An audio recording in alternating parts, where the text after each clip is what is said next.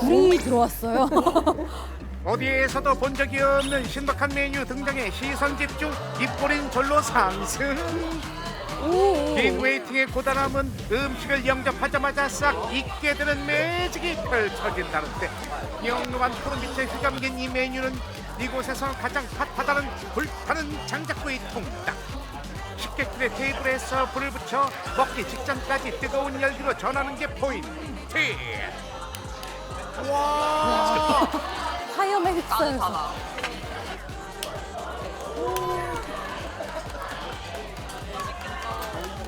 너무 생생해요. 아니 너무 맛있을 것 같아요. 일단 비주얼이 좋아가지고.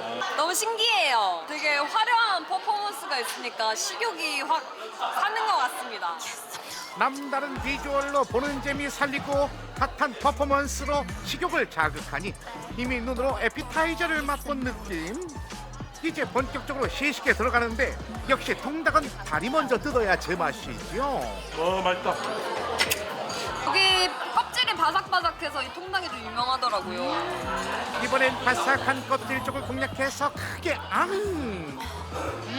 뜨거. 겉에는 되게 바삭바삭한데 안에 닭고기는 엄청 촉촉해가지고 그게 더 맛있는 것 같아요. 그 위에 바질 소스가 되게 초록색이. 바질 향이 되게 싸가지고 바질 향이랑 치킨의 조화도 너무 맛있는 것 같아요. 여기서 끝이 아니다. 통닭과 최고의 맛 궁합을 이룬다는 요요요 까만색 요리의 정체는 이거 오징어 먹물 리조트라고. 되게 맛있어요. 닭다리를 뜯어가지고 이제 오징어 먹물 리조또에 찍어 먹거나 아니면 같이 바질 소스 얹어가지고 같이 항상 얹어서 한 입에 먹는 게 좀 맛있을 것 같아요. 한국의 닭 바비큐와 이탈리아 대표 음식 리조또의 만남. 여기에 음식 매콤한 스타일이네, 토마토 이거. 소스까지 더해주니 여러 가지 맛을 한 번에 맛볼 수 있는 맛의 종합 선물 세트가 따로 없다. 근데 생각보다 그렇게 맵지는 않고요. 네. 제 먹물 리조또가 신의 한 수인 것 같아요. 진짜로 맛이 잘 어울려요.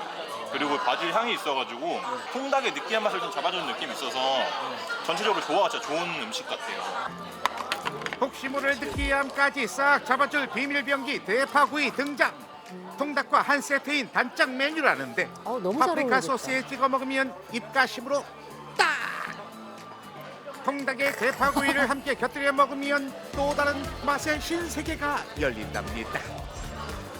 부드럽고 담백한 통닭에 달짝지근하고 아삭한 맛이 추가되니 대파구이만 있다면 통닭 무한 리필도 가능할 정도. 살짝 느끼한 편이 없지 않아 있는데 대파랑 같이 먹으니까, 그리고 여기 소스랑 같이 찍어서 먹으면 좀 더 개운한 맛이 느껴지는 것 같아요.